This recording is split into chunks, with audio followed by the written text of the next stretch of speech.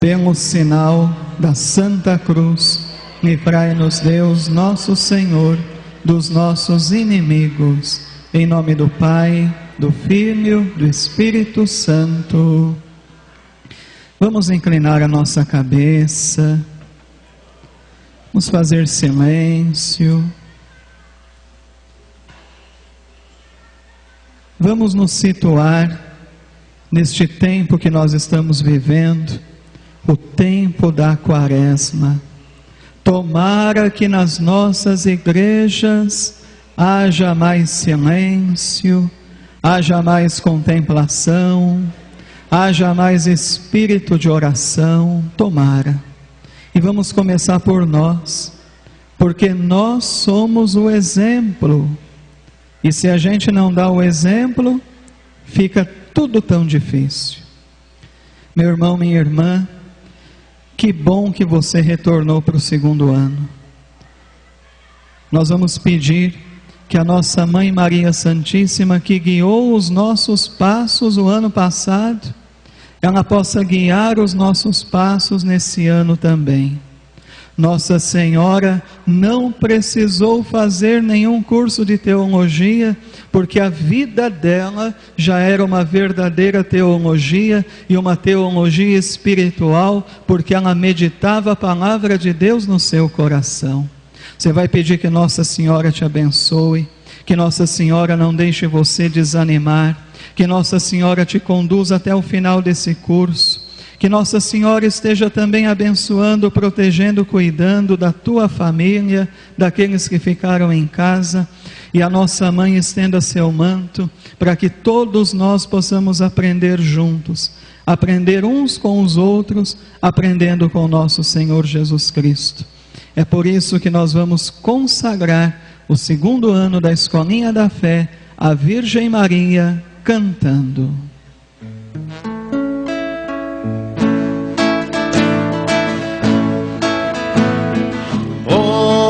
Minha Senhora e também minha Mãe, eu me ofereço inteiramente todo a vós, e em prova da minha devoção eu hoje gostou meu coração. Consagra a vós meus olhos, meus ouvidos, minha boca, tudo que sou, desejo que a vós pertença, para meu bem.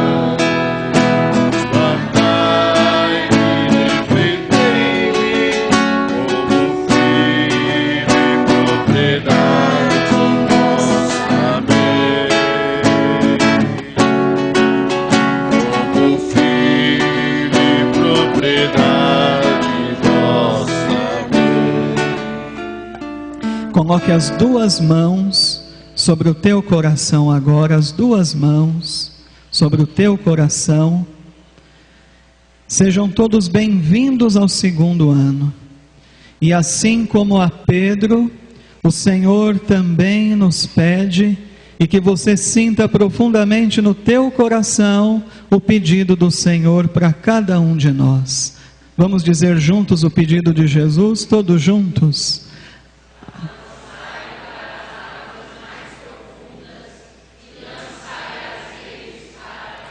Pensa um pouquinho nesta palavra de Jesus.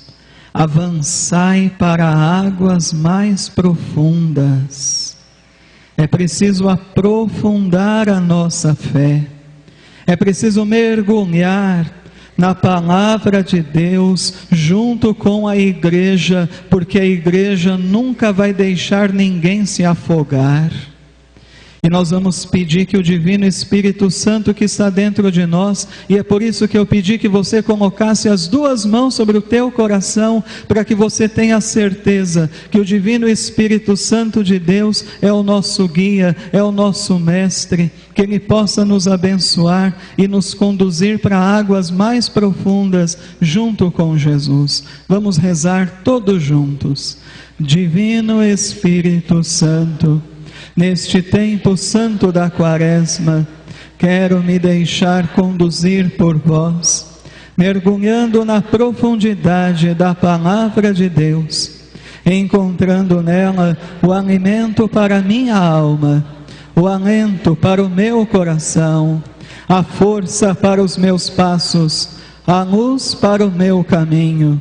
Vós que conduziste Jesus ao deserto, ficai também comigo nesses dias quaresmais, para que a minha esmola seja o amor que se doa, minha oração, o amor que se prostra, meu jejum, o amor que renuncia. Concedei-me a graça, Divino Consolador, de morrer para o pecado na Quaresma e ressuscitar com Cristo na Páscoa. Mergulhando nas profundidades do Espírito de Deus, você não vai apenas cantar, mas você vai se entregar de corpo e alma ao Espírito Santo, cantando esta canção. E que o Espírito Santo nos ilumine até o final desse ano. Que não sejamos nós, mas que seja o Espírito Santo a conduzir este curso, segundo a vontade do Pai. Quero mergulhar nas profundezas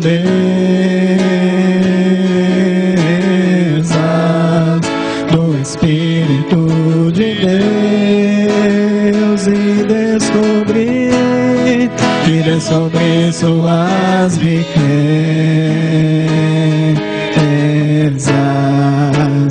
em meu coração. Sobre suas riquezas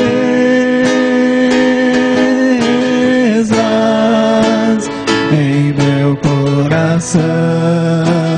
Quero mergulhar, eu quero mergulhar nas profundezas do Espírito de Deus e descobrir sobre suas riquezas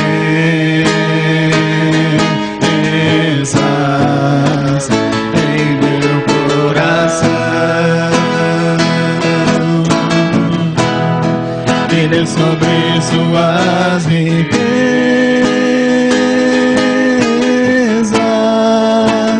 em meu coração. Levante as mãos, é tão lindo.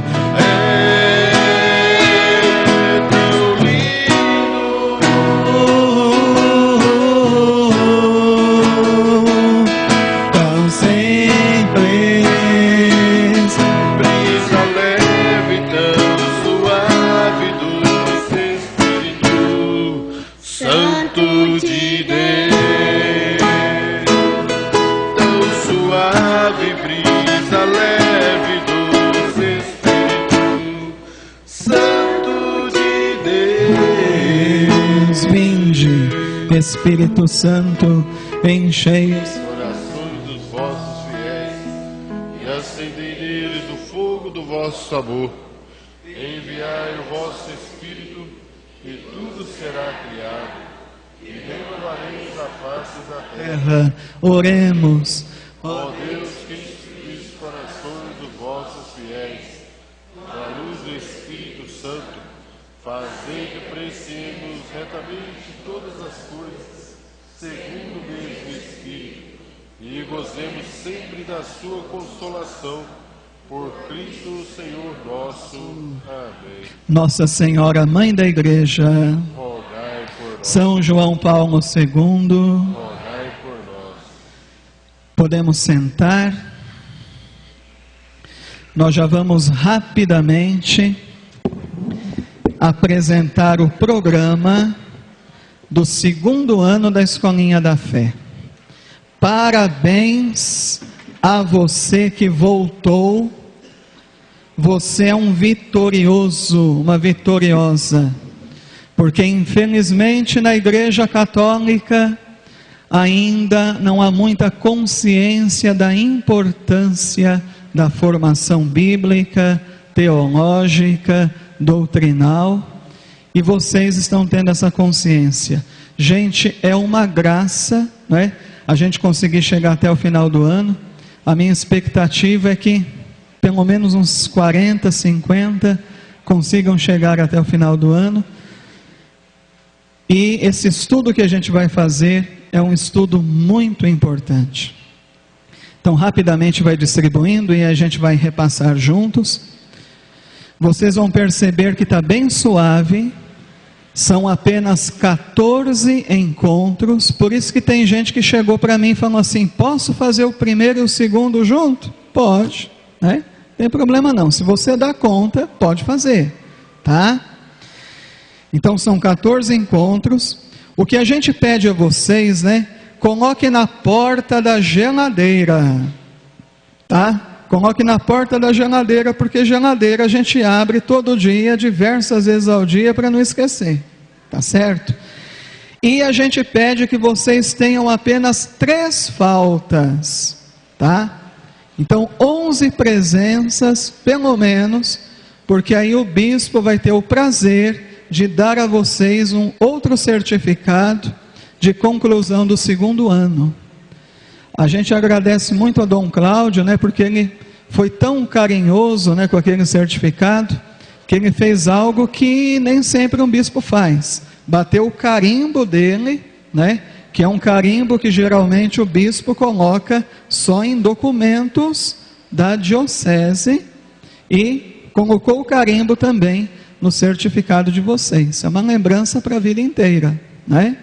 E agora também o 2º ano para quem perseverar, tá?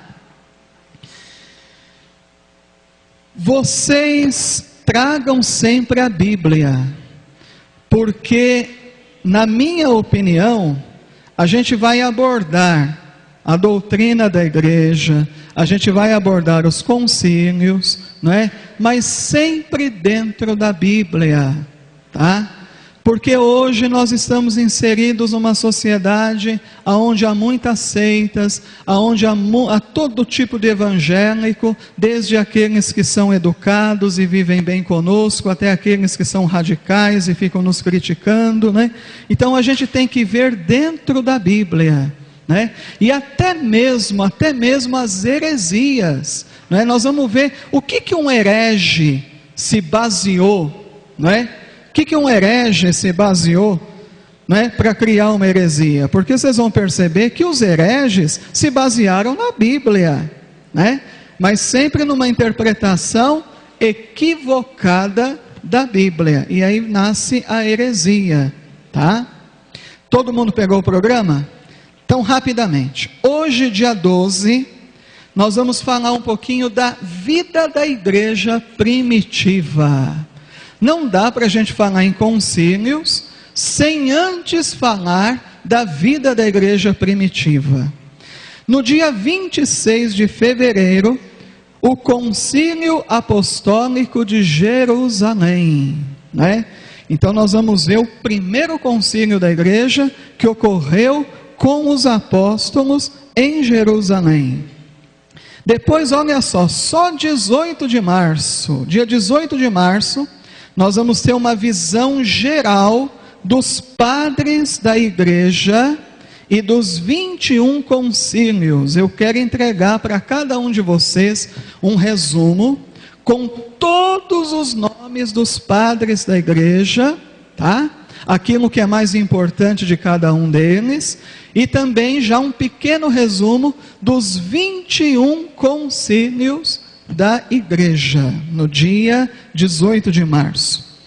Percebam que no dia 15 de abril, 20 de maio e 10 de junho, está vendo? Um encontro por mês.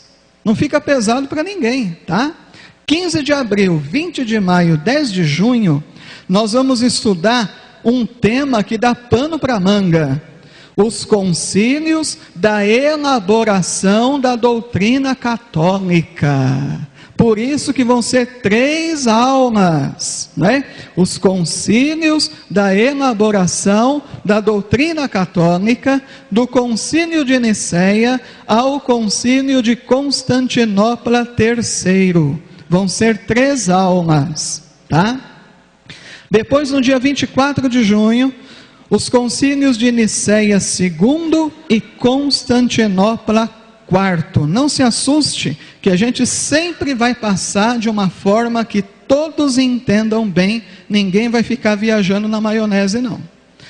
No dia 15/7, os 4 concílios de Latrão.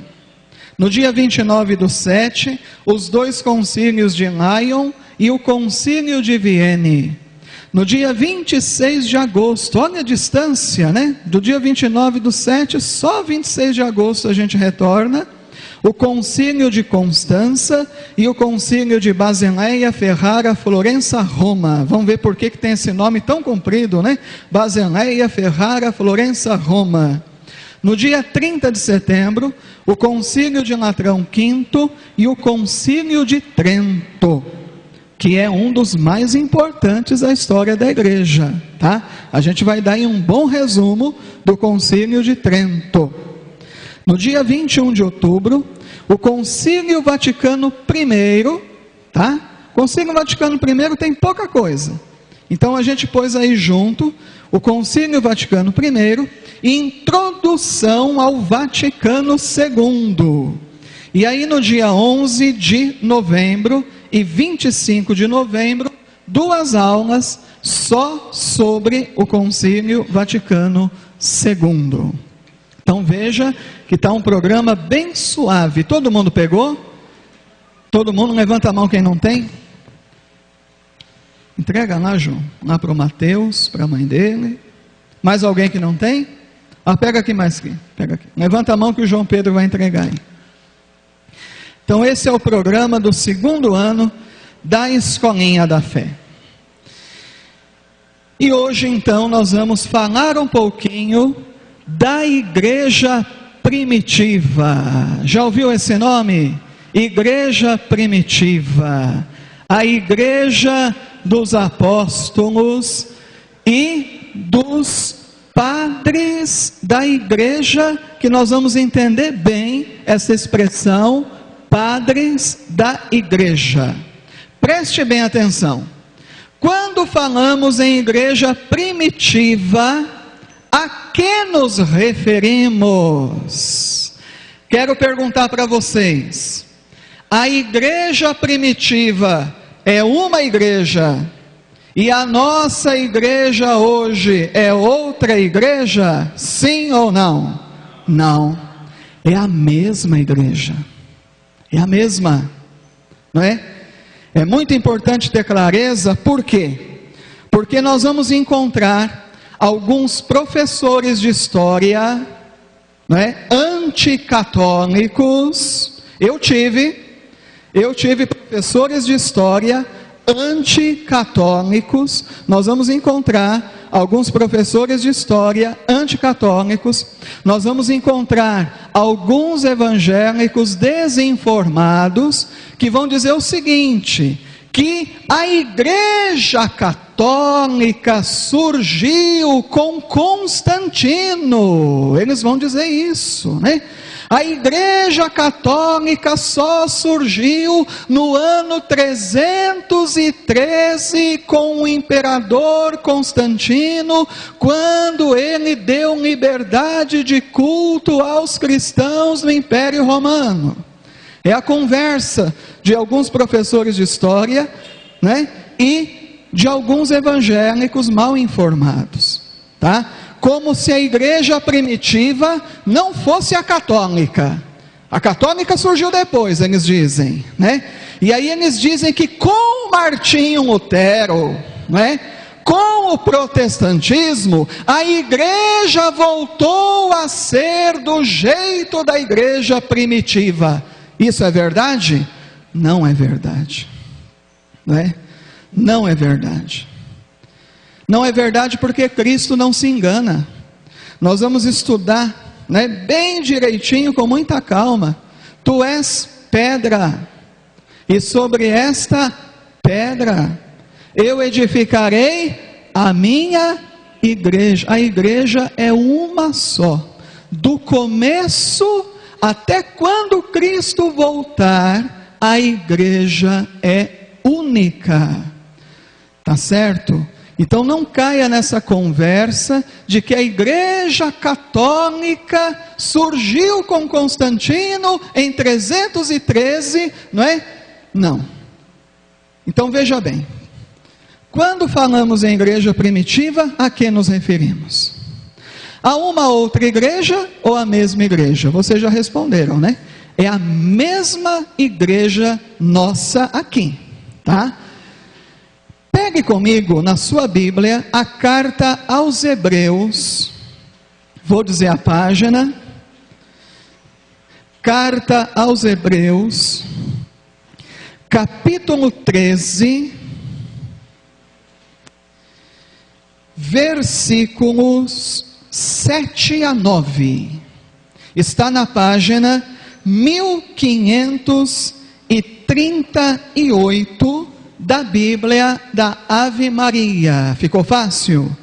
Página 1538 da Bíblia da Ave Maria. Caneta na mão, você vai grifar o versículo 7, 8 e 9. Página 1538 da Bíblia da Ave Maria. Você que já tem um pouquinho de bagagem, né? A carta aos Hebreus foi escrita por São Paulo? Sim ou não? O que dizem os estudiosos da Bíblia? Embora reflita o pensamento de São Paulo, não foi São Paulo que escreveu. Por isso que você vem aqui fazer a leitura da missa, e você diz, leitura da carta de São Paulo aos Romanos. Você diz, leitura da primeira carta de São Paulo aos Tessalonicenses. Mas você não diz, leitura da carta de São Paulo aos Hebreus. Disse o Andrade? Diz não. Você diz, leitura da carta aos Hebreus. Porque a carta aos Hebreus, embora reflita o pensamento de São Paulo, mas ela não foi escrita por São Paulo. Por que eu estou dizendo isso para vocês? Porque daqui a pouco nós vamos estudar um sujeito chamado Clemente de Roma. Grave esse nome. Clemente de Roma, não é? Ele é um dos pais da igreja, um daqueles que conviveu com os apóstolos morreram e ele deu continuidade à igreja. Clemente de Roma foi papa, um dos primeiros papas. Vocês já decoraram a lista dos papas? Impossível, né? Mas o comecinho, qual que foi o primeiro papa? Pedro. O segundo, Nino. O terceiro, Cleto ou Anacleto, tá? O quarto, Clemente. Então essa carta aos Hebreus aqui, muito provavelmente, ela foi escrita por esse Clemente de Roma, que foi o quarto papa. Sabia disso? Está sabendo hoje. Está sabendo hoje. E aí vocês vão perceber que essa história de dizer que a Igreja Católica surgiu só em 313 com Constantino, isso não é verdade não, isso é mentira. Não é?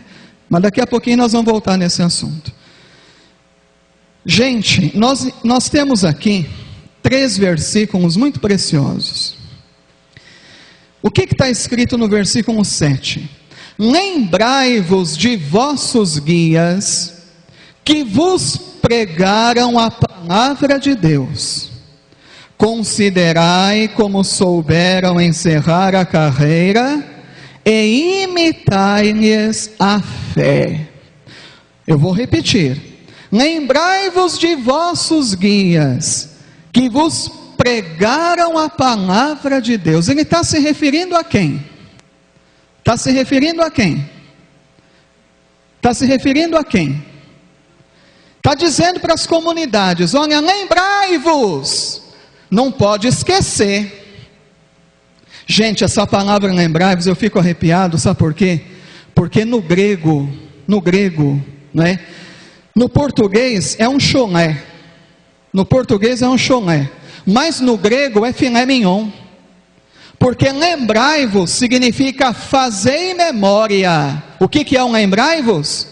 Fazer memória, não é? O que é um fazer memória? Algo que não pode cair no esquecimento, a gente não pode se esquecer.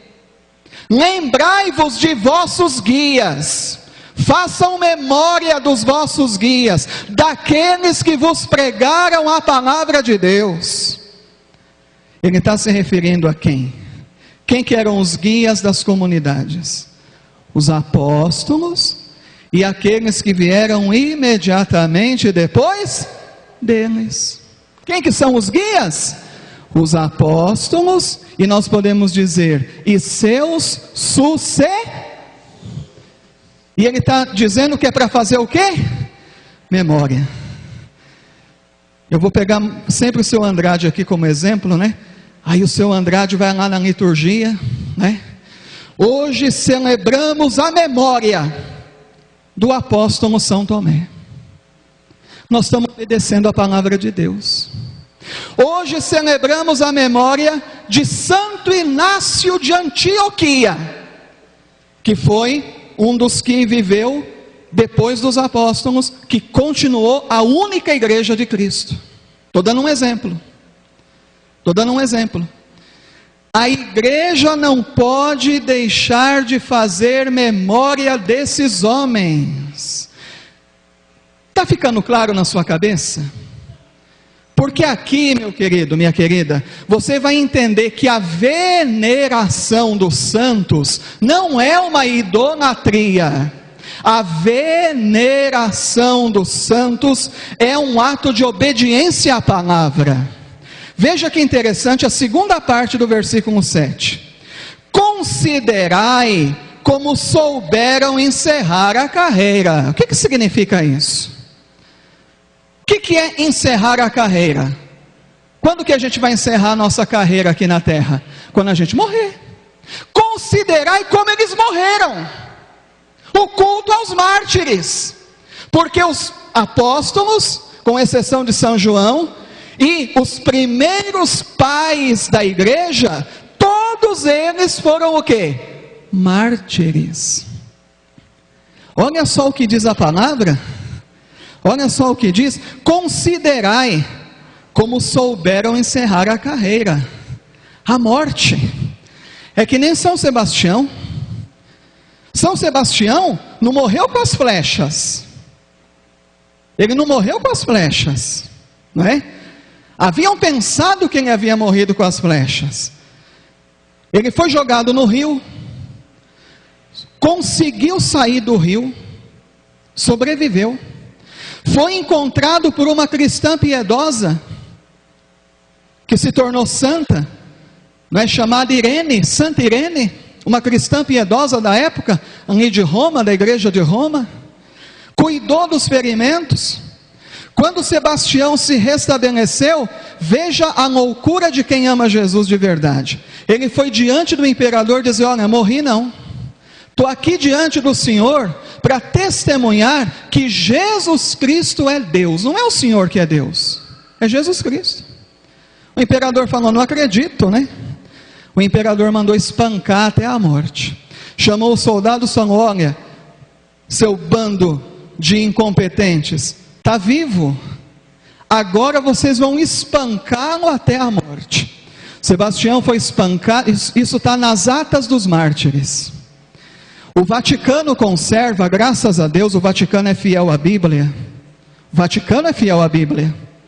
O Vaticano conserva as atas dos mártires, que os primeiros cristãos escreviam para não cair no esquecimento, para fazer memória daqueles homens e daquelas mulheres que não brincaram de seguir Jesus, seguiram Jesus de verdade. Está Está lá no Vaticano as atas dos mártires, que conta, né, o processo de cada mártir cristão, principalmente desse período da história do cristianismo da igreja primitiva, não é? Sebastião foi espancado até a morte, o corpo foi jogado no esgoto de Roma. Uma outra cristã piedosa, chamada Luciana, que depois se tornou santa, Santa Luciana, foi lá pegar o corpo no meio da merda, desculpa que está gravando, para sepultar nas catacumbas de Roma, e ali começou um culto de veneração a Sebastião, que não era uma idolatria, mas é o que está escrito aqui. Está ficando claro para vocês, gente? Está ficando claro? Será que alguns católicos que hoje são evangélicos, se tivessem tendo a oportunidade que vocês estão tendo, quem sabe teria ficado ou não teria mudado? Falta de entendimento da palavra, não é? Deu para entender esse versículo 7? Deu para entender? Deixa eu colocar aqui no telão. Versículo 7. Os guias que nós devemos, não é, considerar a forma como morreram. E o que está no finalzinho do versículo 7? Imitai-lhes a fé. Olha o culto de veneração, não é? Eu até vou dizer uma coisa feia, tem gente que fica bravo comigo. A imagem não foi feita para você ficar passando a mão nela, mas olhando para a imagem, imitar a fé da pessoa. Não está escrito aí na palavra? Imitai-lhes a fé. Por isso que não pode cair no esquecimento. Por isso que 2000 anos depois, a única igreja conserva a memória desses homens. Não pode se perder. Não pode se perder. Então veja, versículo 7. Os apóstolos e seus sucessores. A igreja de Cristo tem a sucessão apostólica. Por isso que é a mesma igreja, não é outra igreja, não é a igreja de Constantino, é a mesma igreja de Cristo. Porque nunca se quebrou isso aqui, depois nós vamos entender, fique tranquilo. E eu coloquei também aqui o culto de Idonia. Já ouviu falar do culto de Idonia? Na nossa igreja, nós adoramos a Deus, Pai, Filho e Espírito Santo. Adoramos a Eucaristia, porque na Eucaristia, o Filho de Deus se faz presente como está no céu à direita do Pai. Então adoramos também Jesus na Eucaristia. Nós chamamos de culto de latria. Latria significa adoração. Agora, para os santos, é um culto de dulia. Dulia significa veneração. É o que está em Hebreus. É o que está aí na sua Bíblia. Nós estamos fazendo o que está na Bíblia. E Nossa Senhora? Nossa Senhora. Como o anjo disse, que caritomene, cheia de graça, imaculada. E Isabel disse, bendita entre as mulheres. E a própria Virgem Maria disse, todas as gerações me chamarão de bem-aventurada. A Nossa Senhora, nós reservamos um culto de hiperdulia. Nós prestamos uma grande veneração à Mãe de Deus. Hiper grande, dulia, veneração. E aos outros santos e anjos, um culto de dulia, que tem a base bíblica, que você está vendo aí com seus olhos, para ninguém te tapear. Tudo bem até aqui? Versículo 8. O que está escrito no versículo 8? Todo mundo junto.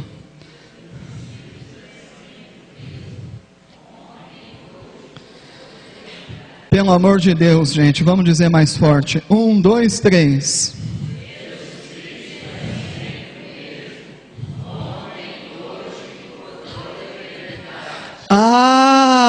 Jesus Cristo é sempre o...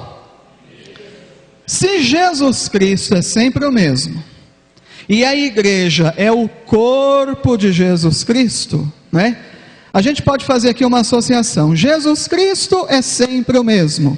Ontem, hoje e sempre, né? A igreja é o corpo de Jesus Cristo. Então também a igreja é sempre a mesma. Ontem, no passado, hoje, no presente e no futuro, continuará sendo a mesma. Ah, mas tem a profecia de Nostradamus, tem as profecias de São Malaquias. Eu vou dizer uma coisa que está gravando, graças a Deus está gravando. Você confia mais nas profecias de Nostradamus, nas profecias de São Malaquias, ou na palavra do Filho do Deus vivo que disse: as portas do inferno não prevalecerão contra ela? Você está acreditando em quem? Você está acreditando em Nostradamus, em São Malaquias, que tem uma história aí meio complicada que a gente tem que estudar? Ou você vai acreditar no Filho do Deus vivo, que disse: as portas do inferno não prevalecerão contra ela? Ah, mas tem maçonaria no Vaticano. Tem maçonaria no Vaticano. Mas a maçonaria que tem no Vaticano não é mais forte do que a palavra de Jesus. As portas do inferno não prevalecerão. A igreja católica vai acabar. Você não está confiando em Jesus. Você não está confiando em Jesus. Jesus disse o contrário. Jesus disse o contrário. O que Jesus disse? As portas do inferno não prevalecerão. Acabou. Para de ficar dando ibope para especulação. Comece a acreditar na revelação. Chega de especulação. Acredite na revelação. Amém? Centralidade de Jesus Cristo. Jesus Cristo é o mesmo, ontem, hoje, por toda a eternidade. A igreja será sempre a mesma, ontem, hoje, né? Sabe por quê? Ah, mas tem gente infiel dentro da igreja. Lógico que tem. Parábola do joio e do trigo. Eu não me espanto com nada. Eu não me espanto com nada. Se amanhã eu acordar com a notícia que um bispo da região aqui, um padre é pedófilo, eu não me espanto com nada. Porque Jesus já deixou claro na parábola do joio e do trigo, eu não me espanto com nada. Eu somente choro, dobro os meus joelhos, clamo a misericórdia de Deus, faço penitência, faço reparação, porque tem muito pequenininho de Jesus que se escandaliza e acaba perdendo a fé por conta desses escândalos. Mas eu não me espanto não. Porque Jesus já disse, na parábola do joio e do trigo, que vai crescer junto e vai ser arrancado no fim dos tempos. Está compreendendo, meu querido? Maturidade de fé. Maturidade de fé. Maturidade de fé. Não é? E agora o versículo 9. O que está escrito no versículo 9? Vocês estão grifando, né? O que está escrito no versículo 9? Não vos deixeis desviar pela diversidade de doutrinas estranhas. Mais uma vez.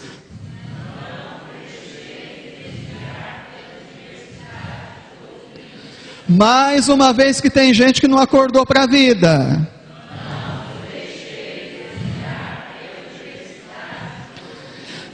Nossa, naquela época já tinha uma diversidade de doutrinas estranhas? Já tinha. Não é só hoje não. Não é só hoje não. Mas aqui a palavra, não vos deixeis desviar pela diversidade de doutrinas estranhas.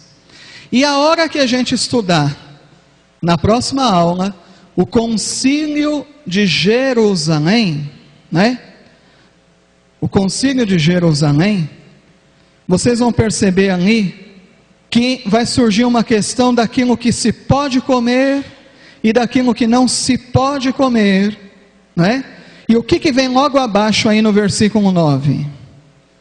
É muito melhor fortificar a alma pela graça, do que por alimentos que nenhum proveito trazem aos que a eles se entregam.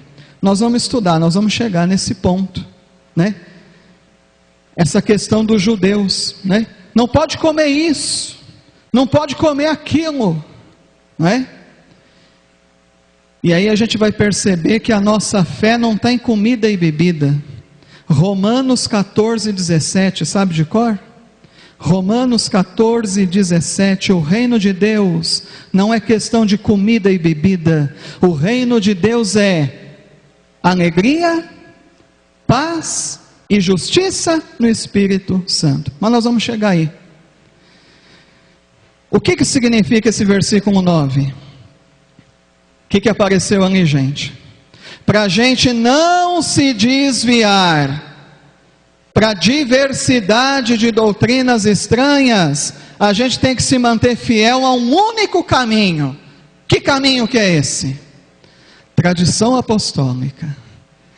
E nós vamos caprichar em mostrar para vocês essa tradição apostólica que dentro da Igreja Católica Apostólica Romana, em 2000 anos, por um milagre dos céus, nunca se perdeu. Eu estou arrepiado.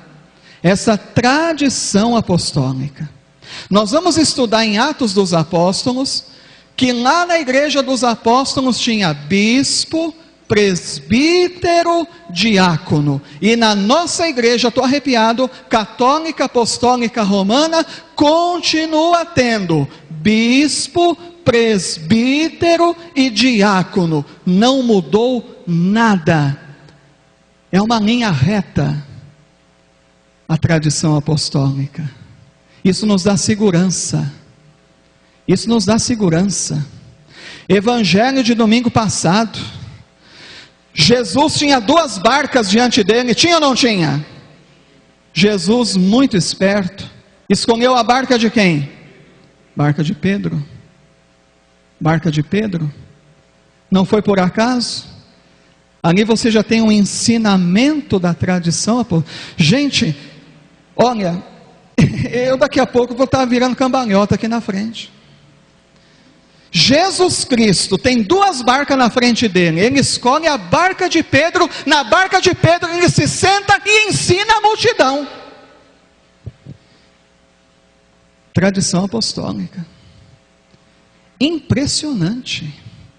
O homem escolhe, o homem filho de Deus, verdadeiro Deus, verdadeiro homem, escolhe a barca de Pedro, senta-se e ensina. Você já tem um indício aí da tradição apostólica. Haja coração, hein? Haja coração. Muito bem. Preste bem atenção, anota no seu caderninho. O mistério da igreja. O que os professores de história anticatólicos e os evangélicos desinformados dizem mesmo? Que igreja católica nasceu com Constantino. E nós vimos que isso é verdade ou mentira? Mentira. A igreja nasceu católica. Veja aqui, ó, anota no seu caderninho em grego, katolikos. Katolikos. A gente faz até questão de pôr a palavrinha no grego, para ver que nós não estamos brincando, tá? O que significa katolikos? Preste bem atenção, meu querido. Preste bem atenção, minha querida. Aquilo que é conforme o todo. Como é que é? O que é católicos? Aquilo que é conforme o todo. Não é a parte, é o todo. E aí a gente pode traduzir como universal, porque não é parte, é todo. E nós vamos dar uma olhada para um texto bíblico que a gente pensa que conhece bem, está careca de conhecer. Na renovação carismática, então, meu Deus, a gente sabe de cor e salteado. Atos 2. Vamos pegar aí na nossa Bíblia? A igreja não se tornou católica depois. Nosso querido Padre Orlando, aqui para nós, paróquia São João Paulo II, a garantia que nós estamos unidos à tradição apostólica é o Padre Orlando. Sabe por que eu beijo a mão do Padre Orlando? Porque Padre Orlando é a garantia de que nós estamos no caminho certo. Nós somos obedientes a ele, ele é o representante dos apóstolos, né? Do bispo que é o sucessor dos apóstolos, mas depois a gente volta. Atos 2, a igreja não se tornou católica depois, a igreja nasceu católica, porque católicos, o que significa? Aquilo que é conforme o todo. Quer ver? Está na página, quem já encontrou, diga aí. Isso é tão anticatequético, uma paciência, né, para ganhar tempo. 1414, 1414, página 1414. Veja que até faz lembrar o 7 mais 7, o número da perfeição. A igreja nasceu perfeita, até na página da Bíblia da Ave Maria, a perfeição da igreja. 1414, Atos 2, 1414, encontrou? Vocês não vão grifar tudo não, vocês vão grifar o que eu pedi, então vamos bem devagar. Antes, o que é mesmo católicos? Aquilo que é conforme o todo. E nós vamos mostrar que a igreja não se tornou a igreja católica depois. Nós vamos mostrar que a igreja nasceu católica. Preste bem atenção. Chegando o dia de Pentecostes, estavam, grifa, todos reunidos, só isso. Todos reunidos. É todo ou é parte? Todo. Só grifa isso. Todos reunidos no mesmo lugar.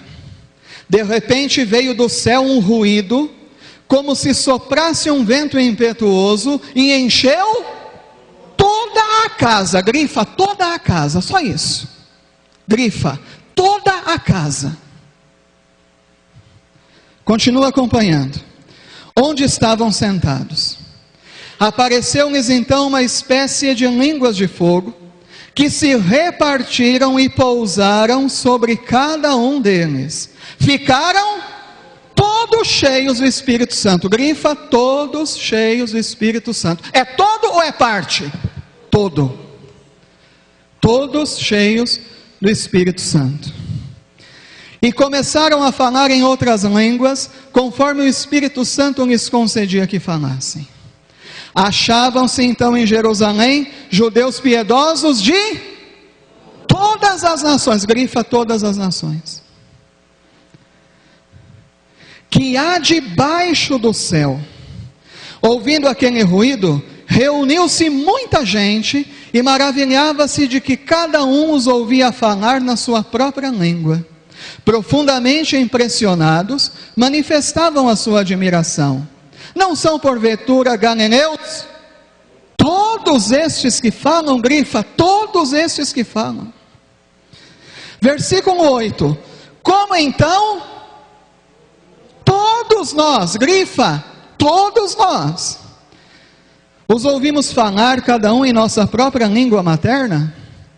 Partos, medos, elamitas, os que habitam a Mesopotâmia, a Judéia, a Capadócia, o Ponto, a Ásia, a Frígia, a Panfília, o Egito, meu Deus, o mundo inteiro aí, ó, tá vendo? As províncias da Líbia, próximas a Cirene, peregrinos romanos, judeus ou prosélitos, cretenses e árabes, ouvimos-nos publicar em nossas línguas as maravilhas de Deus. Estavam, pois, todos atônitos, grifa, todos atônitos. E sem saber o que pensar, perguntavam uns aos outros: que significam estas coisas? Outros, porém, escarnecendo, diziam: estão todos embriagados, grifa, todos embriagados de vinho doce. Eu preciso dizer alguma coisa para vocês? Agora conta quantas vezes aparece o todos, conta. Não, conta direitinho. Quantas vezes? 9. Novena. A igreja nasceu de uma novena. Jesus subiu aos céus no 40º dia, sim ou não? Maria e os apóstolos ficaram em oração 9 dias, sim ou não? No 50º dia veio o Espírito Santo, sim ou não? A igreja nasceu de uma novena. E a igreja ficou católica depois, muito tempo depois, ou ela nasceu católica? Nasceu católica. O que é católicos? Aquilo que é conforme o todo. E o Lucas caprichou. Quantas vezes aí? 9. Porque a igreja nasceu de uma novena, segundo Lucas, segundo a teologia de Lucas. Deu para enxergar a igreja que nasce católica? Sim ou não? Mas tem gente que não fica satisfeito. Então nós vamos agora para o Apocalipse, capítulo 21. Facinho de achar, que é o último livro da Bíblia. Talvez você vai mostrar isso para alguém e não vai ficar satisfeito. Então vamos pegar mais uma.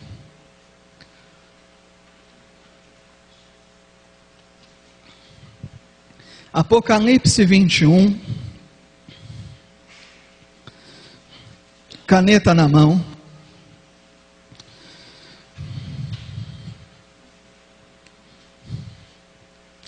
Deu para entender bem o católicos, aquilo que é conforme o todo? Nós vamos voltar nesse assunto. Apocalipse 21 está na página 1575. Vamos pegar o versículo 2 a princípio. Alguém poderia ler bem alto e devagar o versículo 2, por favor?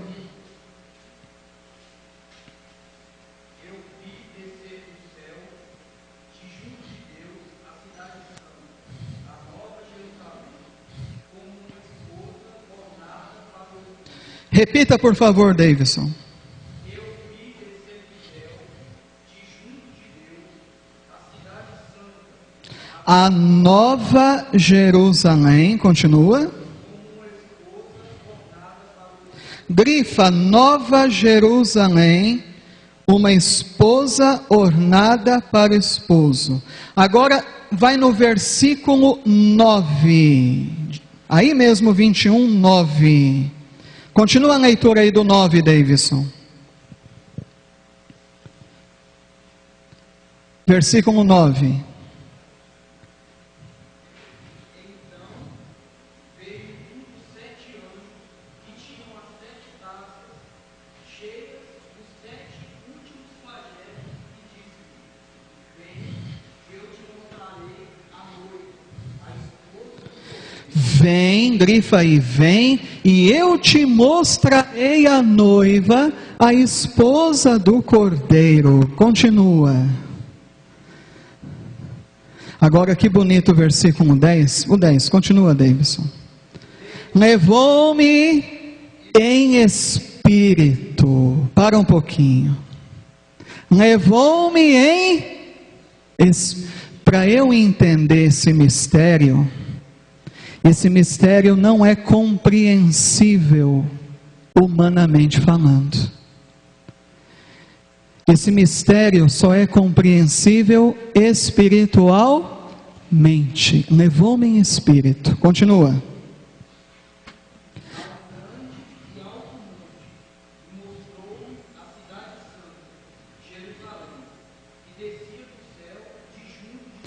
Quem é a Nova Jerusalém? A noiva, a esposa do Cordeiro. Quem é? Responda para mim. Quem é? A igreja. A igreja. Agora aqui, gente, nós temos um ensinamento muito profundo. De onde vem a igreja? De onde vem a igreja? A igreja vem do céu. A igreja, quando o Apocalipse coloca que a nova Jerusalém, a esposa do Cordeiro, a igreja, ela vem do céu, de junto de Deus, essa linguagem metafórica está ensinando uma grande verdade de fé. A igreja não é uma realidade humana, a igreja é uma realidade divina. A igreja não vem dos homens, a igreja vem de Deus. Se a igreja não vem dos homens, ela vem de Deus. Só Deus pode fundar a igreja. A igreja jamais pode ser fundada por homens. Vocês entenderam? Está me faltando até o ar. Vocês entenderam? Vocês entenderam o mistério da igreja? E veja, a igreja não é só aquilo que os teus olhos conseguem enxergar, porque a igreja ao mesmo tempo ela é visível e invisível. Existe uma igreja visível, mas existe também uma igreja invisível aos nossos olhos. Isso daqui é importantíssimo, porque com todo respeito, você vai sair aí na rua, você vai ver esse monte de placa de igreja. Essas igrejas que tem a placa na frente, elas vieram de quem? Vieram dos homens. Gente, isso é tão complicado. A igreja vem de Deus, ela não é uma realidade humana. Padre Orlando sabe melhor o que eu vou dizer agora. Já ouviram falar do teólogo Leonardo Boff? Já ouviram falar do Leonardo Boff, que acabou saindo da igreja? Por que o Vaticano, na época, chamou a atenção do Leonardo Boff? O Leonardo Boff escreveu um livro chamado Igreja, Carisma e Poder. E o Leonardo Boff usava uma expressão, igreja que nasce do povo. O Papa, o cardeal Ratzinger, hoje Papa Emérito Bento XVI, disseram, opa, mas peraí, a igreja não nasce dos homens, a igreja não nasce do povo, igreja que nasce do povo. Que história é essa? A igreja é o povo é a igreja, mas a igreja não nasce do povo, a igreja nasce de Deus. Se a igreja nasce do povo, não é mais igreja, é outra coisa. O Papa Francisco não disse que é uma ONG? A igreja não pode ser uma ONG, ela tem que ser aquilo que Deus quer que ela seja, igreja. Mas para a igreja ser igreja, ela tem que vir de quem? Ela tem que ter sido fundada por quem? Então esse monte de placa aí fora, por trás dessas placas, há um enorme engano. Porque a igreja não pode vir de homem algum. O Filho de Deus, aquele que veio de junto de Deus. Olha que bonito o Apocalipse. Ela vem de junto de Deus. E quem que veio de junto de Deus? O Filho de Deus. Ele é o fundador da igreja. E ele fundou a igreja sobre o fundamento dos apóstolos. E ninguém pode mudar esse fundamento. Pode? O Martinho Lutero quis mudar. O Martinho Lutero quis mudar. Foi bom? Foi boa a mudança feita por Martinho Lutero? Foi não. Olha aí fora. É tão bonito quando você chega em qualquer cidade do Brasil e do mundo. Como que você identifica a igreja de Deus? A igreja católica, nasceu católica, aquela que é conforme o todo, não uma partezinha. Está lá uma cruz, não está? É ou não é? A gente não identifica a igreja católica pela cruz lá no alto da torre? Não é? Ou se não tem a torre, tem a cruz? a nossa igreja não tem placa. Por que a nossa igreja não precisa ter placa? Porque a nossa igreja não nasceu do povo, não nasceu da vontade dos homens, não nasceu da vontade da carne, nasceu de Deus, vem de Deus. Estão entendendo o mistério da igreja, gente? Está ficando claro para vocês ou não? Agora nós vamos ver a universalidade da igreja. É complicado. É complicado. Um belo dia, um de nós acordar de manhã e falar assim: eu tive um sonho essa noite e eu vou fundar uma igreja. A igreja não pode vir dos homens.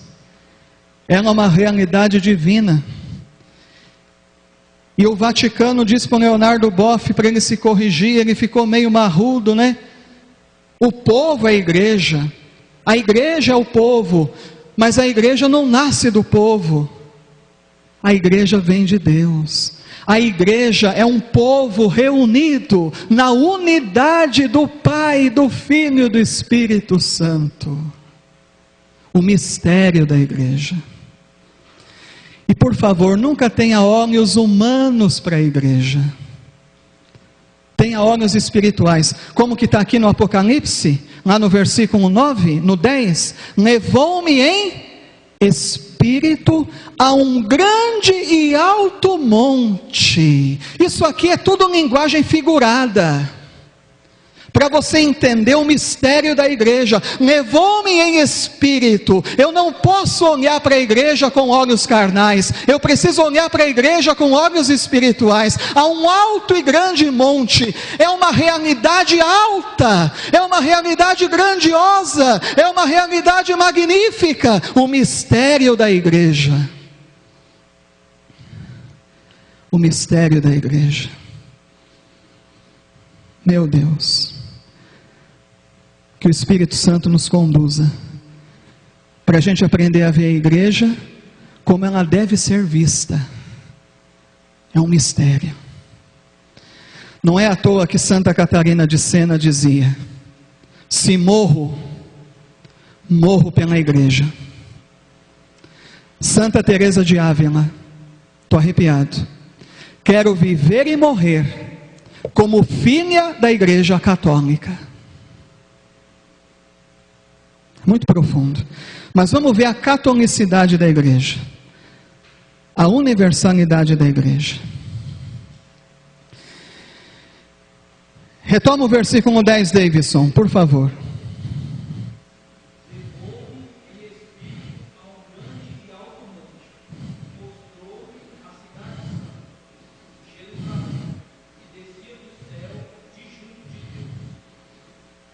Continua, vai continuar em frente, para não.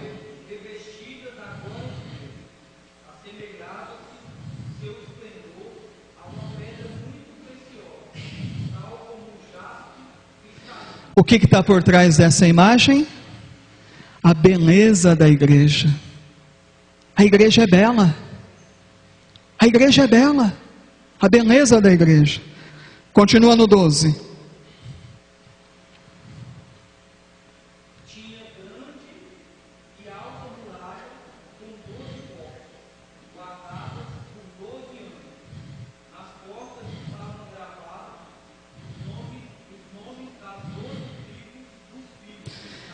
A igreja é a herdeira da fé de Israel.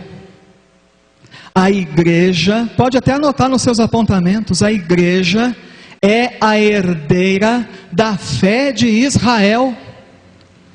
E qual que é a fé de Israel? A fé no Deus único, no Deus vivo e verdadeiro.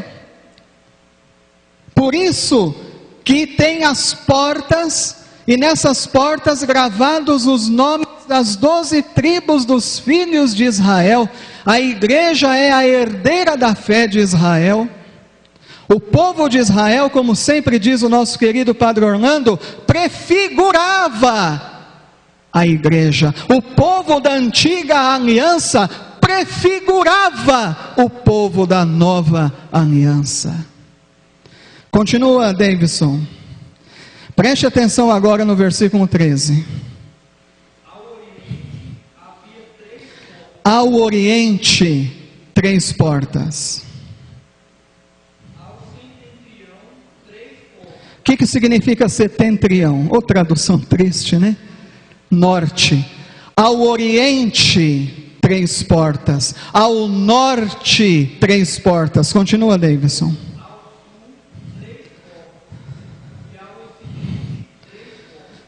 Ao oriente 3 portas, ao norte 3 portas, ao sul 3 portas, ao ocidente 3 portas, não é? Essa igreja, ela está com as portas abertas para o mundo inteiro. A universalidade da igreja, a igreja que vem de Deus, a igreja que vem de junto de Deus, ela é católica, ela abrange o mundo inteiro. Está claro, meu querido? Foi Constantino que criou a igreja católica em 313? Ou a igreja de Cristo nasceu católica? Olha que imagem bonita. 3 portas para o oriente. Por que começa com o oriente? Porque o Salvador veio de onde? O Salvador veio do oriente. Profecia do profeta Baruque, capítulo 4, versículo 36. O Salvador veio do oriente. 3 portas para o oriente.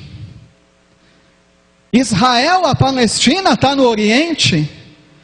A igreja é herdeira da fé de Israel. Começa 3 portas no oriente, 3 portas no norte, 3 portas no sul, 3 portas. Ela abarca o mundo.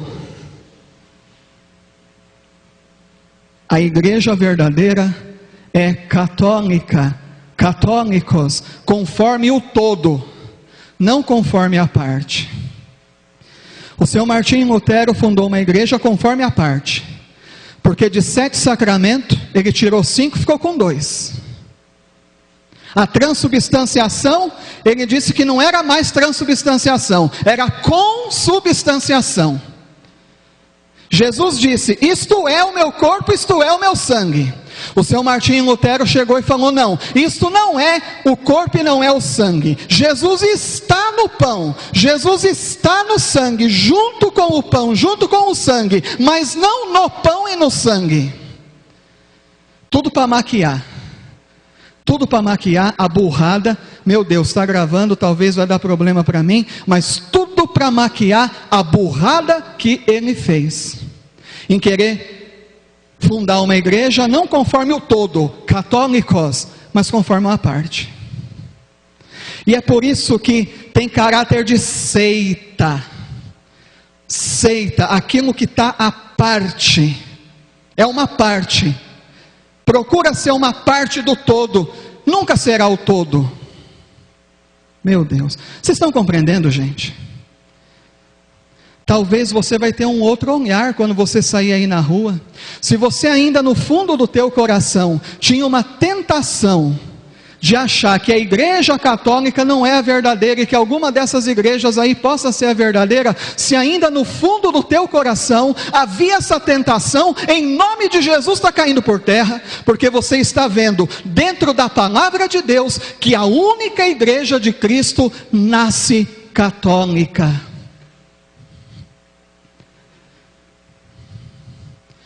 Agora Deus é misericordioso.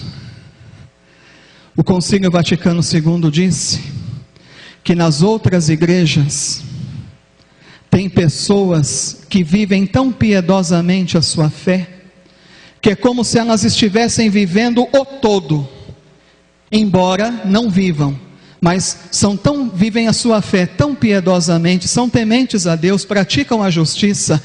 Essas pessoas que estão nas outras igrejas e vivem assim, sem saber, elas também são agregadas à única igreja de Cristo Jesus, que veio do céu, que nasceu católica. Sabia disso? Sabia disso? Alguém tem alguma dúvida da catolicidade da igreja? Eu nem vou pegar João hoje não, por causa da hora. Sabe o que é o João aí? Ao 14. 14. A muralha da cidade tinha 12 fundamentos, com os nomes dos 12 apóstolos do Cordeiro. Olha o fundamento da única igreja de Cristo. É por isso que no começo dos Atos dos Apóstolos, olha o gesto do tio aqui, ó. No começo dos Atos dos Apóstolos, Pedro se levanta e diz: precisamos arrumar um substituto para Judas Iscariotes, para conservar o fundamento lançado por Cristo. Foi ou não foi? Foi ou não foi? E aí foi eleito Matias, para recompor o número 12, simbolicamente, teologicamente, o fundamento daquela igreja que veio do céu e que nasceu católica. Agora uma coisa bonita, a teologia joanina, porque quem escreveu o Apocalipse foi São João, sim ou não? Quem escreveu o Apocalipse foi São João, e São João faz uma outra teologia da igreja. Sabe aquele momento que Cristo morre na cruz? E o soldado vem com a lança, o padre Orlando me corrija se eu estiver errado, mas o que eu aprendi na faculdade, o professor disse o seguinte: o soldado, ele não perfurou o peito de Jesus de frente, ele perfurou o peito de Jesus de lado, ele enfiou a lança pelo lado, rasgou e depois ele puxou e aí jorrou sangue e água. Porque aqui São João faz a teologia da igreja. A Eva não foi tirada do lado do Adão, sim ou não? E quando foi que a Eva foi tirada do lado do Adão? Quando o Adão estava acordado ou dormindo? Quando Cristo, oh glória, quando Cristo estava dormindo o sono da morte na cruz, do seu lado aberto, quem é que nasceu? Quem que é a nova Eva, esposa do novo Adão? A igreja. Por que jorrou? São João faz questão de dizer, jorrou o quê? Sangue. O que é o sangue? Eucaristia. O que é a água? O batismo. O mistério da igreja. Assim como a mulher foi tirada da costela de Adão, e quando Adão acordou, ele ficou contente, não ficou? Esta sim é carne da minha carne, osso dos meus ossos. Ela será chamada mulher porque foi tirada do homem. Então o homem deixará pai e mãe, se unirá à sua mulher, e os dois serão o quê? Por que a igreja que nasce do lado aberto de Jesus, ela é a esposa do Cordeiro? Porque ela é o corpo de Cristo. Jesus e a igreja se tornam também um só. Tem uma catequese do Papa João Paulo I, que Deus me deu a graça de ler, aonde ele faz uma catequese tão bonita, mostrando que Jesus e a igreja são inseparáveis. Ele vai falar do mistério da igreja. Não dá para separar Jesus da igreja. Esta sim, carne da minha carne, osso dos meus ossos. Assim como Eva tirada da costela de Adão, a igreja tirada do lado aberto de Cristo. Jorrou sangue e água, o mistério da igreja, o sangue, a Eucaristia, a água, o batismo. Meu Deus, meu Deus. E aí, meu querido, minha querida, preste bem atenção, todos prestem atenção. A palavra católica passou a designar não somente a igreja que inclui todas as pessoas em todos os lugares, mas também a igreja que inclui toda a fé. Na igreja luterana, você tem uma parte da fé. Na igreja presbiteriana, você tem uma parte da fé. Na igreja batista, você tem uma parte da fé. Mas na igreja católica, você tem toda a fé, pelo fato dela ser católicos, conforme o todo. Então veja, o que os primeiros cristãos tinham em mente? A teologia dos padres da igreja, que nós vamos ver na próxima aula, não é? Ela é católica também por quê? Porque ela inclui toda a fé, todos os sacramentos. A igreja evangélica tem 2 sacramentos, a igreja católica tem 7. E você reparou aqui no Apocalipse? Você reparou no versículo 9, 7 anjos, 7 taças, 7 últimos flagelos? Está tudo interligado. A igreja que conserva tudo, ela não tem 2 sacramentos como as igrejas protestantes. Ela tem os 7 sacramentos, todos os sacramentos, todo o depósito e tesouro que foi deixado por Jesus Cristo e os apóstolos. Preste atenção agora, gente, eu estou acabando. Com isso, a palavra foi sendo incorporada ao credo. Eu vou trazer de presente para vocês, viu, Padre Orlando? O Padre Orlando conhece bem aquela carta de Santo Inácio de Antioquia, que por volta do ano 115, ele vai dizer Igreja Católica. Um dia eu peguei o professor de história, falei: professor, o senhor falou que Igreja Católica surgiu com Constantino em 313, me explica por que, professor, Santo Inácio de Antioquia no ano 115 falou Igreja Católica? Você está vendo como é fácil você desmascarar a mentira? É que a gente não tem formação. Vou xerocar para vocês trechos das cartas de Santo Inácio de Antioquia, São Clemente de Roma, aqueles que vieram depois dos apóstolos para manter essa única igreja. E vocês agradeçam o Padre Orlando, você está tendo essa formação, porque talvez se fosse outro padre, ia preferir vocês na ignorância. Gravou, falei besteira, corta, senão vai complicar a minha vida. Depois você corta.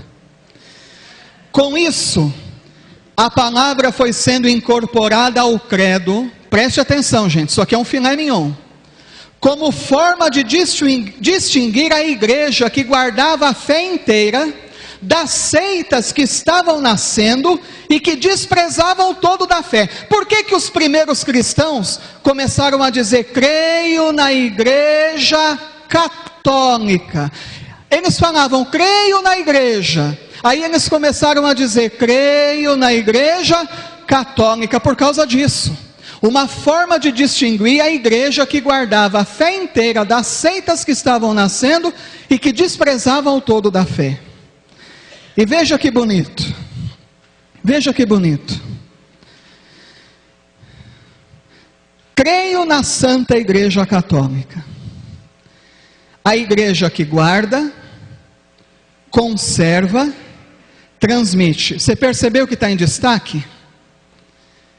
É a igreja que guarda, guardando conserva, porque conserva, passa, transmite, 2000 anos assim, toda a fé, toda a Bíblia.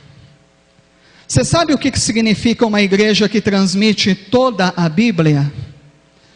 Significa que quando vai interpretar a Bíblia, a igreja católica não olha a parte, a igreja católica olha o todo da Bíblia, senão interpreta errado. Outra coisa, por que a igreja guarda toda a Bíblia? Quantos livros tem a nossa Bíblia? Quantos livros? E o seu Martinho Lutero, que formou uma igreja à parte da católica. Quantos que tem lá na igreja dele? 66, 7 a menos. A nossa igreja católica conserva toda a Bíblia, o primeiro cânon e o segundo cânon, que são aqueles 7 livros que a gente estudou o ano passado, no primeiro ano da Escolinha da Fé, e quem está no primeiro ano vai estudar esse ano. Toda a doutrina, todos os sacramentos. Eu quero chamar a tua atenção aqui, ó. Todos os dons e carismas. Responda para mim, qual que é o menor de todos os dons? O dom das línguas. O dom das línguas. Você sabia que em todo o período da história da igreja, mesmo o dom das línguas, que é o menor, nunca faltou? Sabia disso? Porque se faltasse o dom de línguas em algum período da igreja católica, estava pecando contra a catolicidade. Porque ela tem todos os dons e carismas, não falta nenhum. Desde o pequenininho das línguas até o maior de todos, que é o amor à caridade. No começo da igreja, o dom das línguas era público. E de tão público que ficou, começou a ter exagero. Na carta aos Coríntios, São Paulo vai dizer: vocês estão falando demais em línguas, estão profetizando pouco porque vocês não têm testemunho de vida, e estão amando menos ainda. São Paulo deitou o sarrafo. Não adianta ficar essa falação em línguas se não tem profecia e se não tem a prática da caridade, a unidade. O dom das línguas era público, mas porque começou a dar confusão, de público ele se tornou o quê? Privado. Então você não tinha mais o povo que falava em línguas, você tinha alguns membros da igreja que falavam em línguas, os eremitas, aqueles que iam para o deserto, depois os monges, alguns santos, São Francisco de Assis, Santo Antônio. Só que nunca Santo Antônio, São Francisco dizia: olha, eu tenho o dom das línguas. Alguém, por acidente, por acaso, ouvia, e depois falou: nossa. Mas nunca São Francisco, Santo Antônio batia no peito: olha, eu tenho o dom das línguas, viu? Não. Mesmo o dom das línguas, agora voltou a ser público com a renovação carismática, alguns exageros aqui e acolá, os bispos vão disciplinando, mas mesmo o dom das línguas, que é o menor, nunca faltou em nenhum período da história da igreja. Ela é católica, ela tem todos os dons, ela tem todos os carismas. Quer ver um outro dom, outro carisma? 1 Coríntios 7, o dom do celibato. O dom do celibato. As igrejas evangélicas têm pastores celibatários? Não, praticamente não. Mas o celibato é um carisma do Espírito Santo. Nunca vai poder faltar esse carisma à igreja católica. Ela é conforme o todo, todos os dons, todos os carismas. Agora lá não é todo, é parte. Então você quase não encontra o carisma do celibato nas igrejas evangélicas, mas a igreja católica conserva. E mesmo que o pessoal comece a levantar a bandeira do padre casar, e quem sabe um dia pode haver essa possibilidade, né? Por que não? Mas o carisma do celibato nunca deixará a igreja, porque a igreja é católica, é conforme o todo, não é a parte. Ela conserva todos os dons e carismas. Estão compreendendo, gente? A única igreja de Cristo, católica, ela conserva tudo, não falta nada, mas nem o menorzinho dos dons falta. Todos os ministérios, todas as vocações. E aí nós voltamos na igreja primitiva, que nós vimos que não é uma outra igreja, mas é a mesma igreja.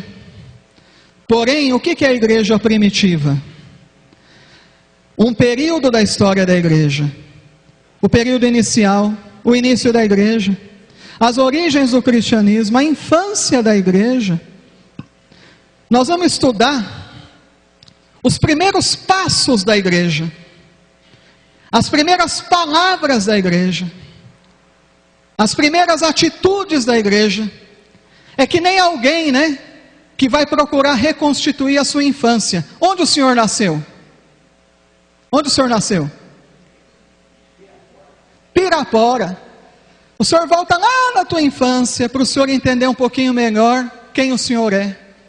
A igreja primitiva, nós vamos estudar a igreja primitiva, para nós entendermos quem nós somos. É a infância da nossa igreja, não é uma outra igreja, é a mesma igreja, mas nós vamos estudar a infância da nossa igreja, igreja primitiva. Estão compreendendo? O período da formação, estruturação, organização das primeiras comunidades. E esse período, grave isso, nós vamos encerrar aqui hoje. A igreja primitiva, que vai pegar o século I, o século II, ela é um período conhecido como a época dos apóstolos e dos primeiros padres. Mas você notou que aqui é um P maiúsculo. Quem que são esses padres com P maiúsculo? Quem que são? Primeiros padres com P maiúsculo são chamados de padres apostólicos. Por que padres? Padre significa pai. Abre tua mente para você entender esse conceito, os padres da igreja. Os primeiros pais da igreja. Aqueles que assumiram a paternidade da igreja após a morte de quem? Para vocês entenderem esses padres da igreja, tá? Eu fiz aqui uma comparação que eu acho que ajuda. Os apóstolos, eles foram os pais que geraram e transmitiram o depósito da fé. Você entende essa expressão que está nas cartas de São Paulo a Timóteo e a Tito? Já leu as cartas a Timóteo e a Tito alguma vez na sua vida? Já encontrou nas cartas a Timóteo e a Tito, São Paulo falando do depósito da fé? O que é o depósito da fé? É aquilo que Cristo transmitiu aos apóstolos. E os apóstolos transmitiram de duas formas: escrevendo e oralmente, o depósito da fé. Os apóstolos são os pais que geraram e transmitiram o depósito da fé. E os que vieram depois dos apóstolos? Os padres. São os pais que cuidaram e educaram na fé deixada pelos apóstolos. Está entendendo esse conceito, padres da igreja? Estão entendendo ou não? Não é? A maioria deles bispos. A maioria deles bispos, mártires. Não é? Eles foram feitos bispos por quem? Pelos apóstolos. Os apóstolos iam ordenando os seus sucessores. Então, depois que os apóstolos morrem, você tem os pais que cuidam e educam na fé deixada pelos apóstolos. Está entendendo esse conceito? Os santos padres foram os primeiros. Agora isso aqui é bonito. A estudar, meditar, comentar, ensinar a Bíblia de qualquer jeito? De que jeito? Marcelo, quer dizer que quando eu estudar Santo Inácio de Antioquia, São Clemente de Roma, Policarpo de Esmirna, depois vem os outros padres, Ambrósio de Milão, o próprio Santo Agostinho é um padre da igreja. Quando a gente começou a fazer uma formação com o pessoal da renovação de segunda-feira à noite, a gente pegava a Bíblia e ia interpretando, e aquela interpretação que a gente fazia, era essa daqui.